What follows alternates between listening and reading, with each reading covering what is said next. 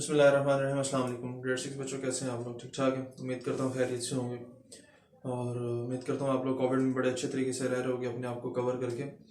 अच्छा, सर्दी भी काफ़ी ज़्यादा अपना ख्याल रखिएगा। और दूसरी बात यह है कि आज हम स्टार्ट करने लगे हैं चैप्टर नंबर 9, जो कि है ratio, rate, time and speed. ठीक है, तो आज हमारी जो एक्सरसाइज है वो रेशो से रेलिवेंट है। एक्सरसाइज 9A के रेशो क्या होती है, ठीक है, उसके क्वेश्चंस हम कैसे सॉल्व कर सकते हैं, सारी चीजें आज हम सीखेंगे। देन उसके बाद हम क्वेश्चंस पे चलेंगे। सबसे पहली चीज आप लोगों को पता होना चाहिए कि व्हाट इज रेशो। रेशो बेटा क्या होती है कि रेशो दो या दो से ज्यादा जो वैल्यूज होती हैं उन जो सेम क्वांटिटीज की वैल्यूज होंगी, ठीक है, यानी जिनका यूनिट सेम होगा। अगर एक वैल्यू किलोग्राम में है तो दूसरी भी किसमें होनी चाहिए, किलोग्राम में होनी चाहिए। अगर यहाँ एक ग्राम में है तो दूसरी भी किसमें लेके आनी, हमने ग्राम में लेके। यानी दोनों की जो क्वांटिटीज है वो क्या होनी चाहिए, सेम होनी चाहिए। डिफरेंट क्वांटिटीज की जो वैल्यूज होंगी उनकी हम रेशो फाइंड आउट नहीं कर सकते। रेशो हमेशा फाइंड ही तब होती है अगर क्वांटिटीज क्या हो, सेम। समझ आ गई बात की? तो स्टार्ट करते हैं। सबसे पहली बात है, ये रेशो की डेफिनेशन लिखी है, द रिलेशन बिटवीन टू और मोर सेम वैल्यूज। ठीक है, यानी दो या दो से ज्यादा वैल्यूज का जो एक जैसी होंगी उनका जो रिलेशन होता है वो क्या कहलाता है, रेशो कहलाता है। वो क्या कहलाता है, रेशो। अब रेशो का साइन क्या होता है, ये रेशो का साइन है, यानी दो डॉट आपने ऊपर नीचे लगा दें तो ये रेशो का साइन होता है। ठीक है, उसके बाद जस्ट लाइक हमारे पास कोई सी दो वैल्यूज हैं जिनकी रेशो फाइंड करनी है, तो हम उसको लिख सकते हैं एक्स रेशो वाई। जैसे मैंने कहा जी मैंने एक्स और वाई की रेशो फाइंड करनी है तो मैं लिख दूंगा एक्स रेशो वाई। ठीक है, एक्स और वाई के दरमियान कौन सा साइन आ जाएगा, रेशो का। अब रेशो को हम आसानी के लिए हम डिवाइड भी लिख सकते हैं, यानी रेशो की जगह डिवाइड आ जाएगा। रेशो से पहले वाली वैल्यू ऊपर और बाद वाली वैल्यू नीचे आ जाएगी। समझ आ गई बात की? अब यहां पे देखिए हम क्वेश्चंस पे चलते हैं। इसको मैं रेज कर देता हूं। ठीक है,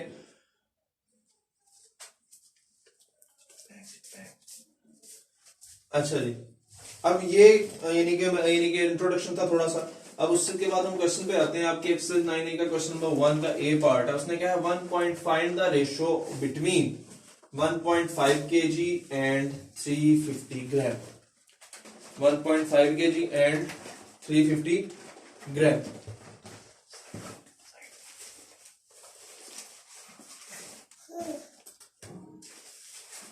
ठीक है, अब यहां पे देखो, मेरी बात सुनो बेटा, कि अगर हम यहां पे ग्राम और किलोग्राम है दोनों थोड़ी सी मिलती जुलती हैं। ठीक है, अब यहां पे अगर हम इनको सेम करना चाहें तो सेम कैसे कर सकते हैं? अब देखें, अब यहां पे इसका पहली बात तो ग्राम को किलोग्राम में ले, छोटी से बड़ी क्वांटिटी में जाए तो डिवाइड करते हैं, वो तो और मसला बन जाएगा। ठीक है, तो बड़ी से छोटी क्वांटिटी में है तो क्या करते हैं, मल्टीप्लाई करते हैं। क्या करते हैं, मल्टीप्लाई करते हैं।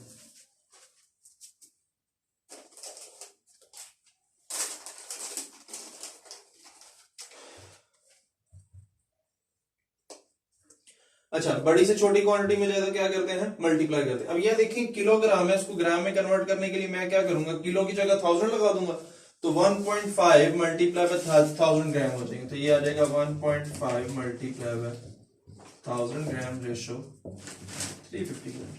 अब इसका भी पॉइंट खत्म करूंगा तो ये 10 आ गया, ये एक सिफर, इस सिफर से कट गया, पीछे क्या रह गया, 1500 ग्राम रेशो 350 ग्राम। ये चीज मैं रेस कर देता हूं यहां से इसको।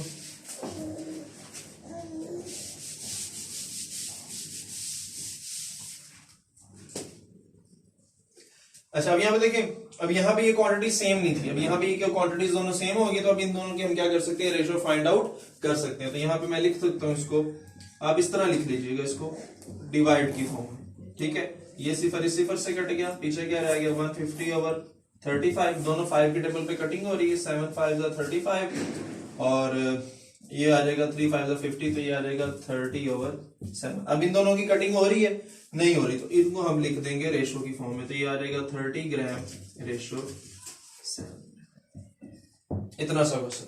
ठीक है, क्या करना है आपने, अगर क्वेश्चन आपको सेम क्वांटिटी में नहीं गिवन तो आपने उसको सेम क्वांटिटी में लेके आना है। देन उसके बाद आपने सिंप्लीफाई कर, जब देखा कि दोनों सेम क्वांटिटीज हो गई हैं तो दोनों को डिवाइड करके कटिंग करके, जहां तक कटिंग हो रही है वहां तक कर देनी कटिंग। देन उसके बाद आपने रेशो में आंसर लिख देना, ऊपर वाली वैल्यू पहले आ जाएगी और नीचे वाली वैल्यू बाद में आएगी रेशो की। समझ आ गई बात की? क्वेश्चन नंबर 2 पे आओ। क्वेश्चन नंबर 2 में उसने कहा है find the value of A if A ratio 400 is equal to 6 ratio 25। अच्छा बेटा मेरी बात हमेशा याद रखनी, जब भी इस तरह की कोई भी चीज आ जाए, दो रेशोज आ जाए और दरमियान में क्या आए, इक्वल का साइन आए, तो आपने इनको कैसे सॉल्व करना होता है। देखें यहां मैं लिखूंगा, दोबारा वही क्वेश्चन लिख रहा हूं।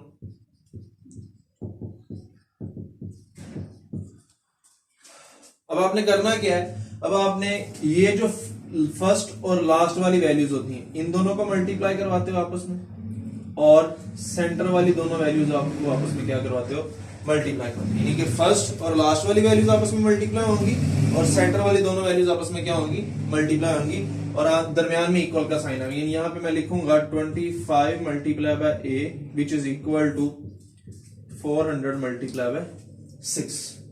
25 multiply by which is equal to 400 multiply by 6। अब यहां पे मेरी बात सुनो एक, अब हमने एक ही वैल्यू निकालनी है, तो 25 इधर क्या है, मल्टीप्लाई, तो इक्वल की दूसरी साइड पे जाके क्या होगा, डिवाइड हो जाएगा। तो क्या आ जाएगा 400 मल्टीप्लाई बाय 6 डिवाइडेड बाय 25। समझ आ गई बात की। अब यहां पे इनकी कटिंग कर दो, ये दोनों 5 के टेबल पे जा रहे हैं, 5 5 25, 8 5 40, तो 5 1 5, 5 16 80, तो आंसर क्या आ गया, 16 multiply by 6 which is equal to 96। इतना सा आंसर है। समझ आई बात की। उसके बाद क्वेश्चन नंबर 3 पे चलते हैं। अब यहां पे हमने क्या, हमें क्वेश्चन दिया गया जी 2x over 5 which is equal to 3y over 8, find x ratio y। Find x ratio y। x ratio y का क्या मतलब, मैंने भी आप लोगों को बताया था कि x ratio y is equal to x over y, यानी हमने ये वाली चीज क्या करनी है, फाइंड करनी है। हमने एक साइड पे x ओवर y की वैल्यूज को लेकर आना है। समझ आ गई बात की। अब यहां पे मैं क्या करूंगा, देखो इधर x है इधर y है, अब इसको सॉल्व करने का कोई ना कोई तरीका तो होना चाहिए ना हमारे पास, ठीक है। तो मैं क्या करूंगा, यहां पे क्रॉस मल्टीप्लाई करवा दूंगा। क्या करवाऊंगा, बाय क्रॉस मल्टीप्लीकेशन। तो क्या आ जाएगा जी 2x मल्टीप्लाई बाय 8, यानी ये वाली वैल्यू इसके साथ मल्टीप्लाई होगी और ये वाली वैल्यू इसके साथ, तो क्या आ जाएगा 5 मल्टीप्लाई बाय 3y, तो ये हो जाएगा 16x which is equal to 15y। ठीक है। अब यहां पे हमने क्या करना है, अब हमने x, मैंने क्या बोला, x और y फाइंड करना है, यानी इसका मतलब है ये x और y दोनों मैंने एक साइड पे लेके आनी, बाकी सारी वैल्यूज क्या करनी, दूसरी साइड पे ले जानी। अब y इधर मल्टीप्लाई है, इधर आके क्या हो जाएगा, डिवाइड हो गया, इधर क्या रह गया, सिर्फ 15। अब 16 इधर मल्टीप्लाई इधर जाके हो जाएगा डिवाइड, तो क्या आ जाएगा x over y is equal to 15 over 16। अब हमने क्या फाइंड करना है, रेशो, तो इसको अब हम लिख देंगे रेशो में, x ratio y is equal to 15 ratio 16। ये आंसर आ गया बेटा आप लोगों को। समझ आ गई बात की। अब एक नई चीज आप लोगों के पास आई क्वेश्चन नंबर 4 में, a ratio b ratio c is equal to 75 120 and 132। जैसे आप लोगों ने यहां पे किया कि आप दो लोग जो थे, दो वैल्यूज में जो सेम टेबल पे कटिंग हो रही होती थी वही करते हैं ना सेम टेबल पे। इसी तरह अगर 3 वैल्यूज वाली रेशो आ जाएगी तो उसमें भी हम सेम टेबल पे ही कटिंग करेंगे। अगर तीनों वैल्यूज किसी एक कॉमन टेबल पे जा रही हैं तो फिर कटिंग होगी, अदरवाइज उनकी कटिंग नहीं होगी। समझ आ गई बात की। तो यहां पे उसने कहा है जी a ratio b ratio c find करना है हमें। मैं यहां पे लिख लेते हैं जी a ratio b ratio c क्या है, a ratio b ratio c is equal to 75 ratio 120 ratio 132।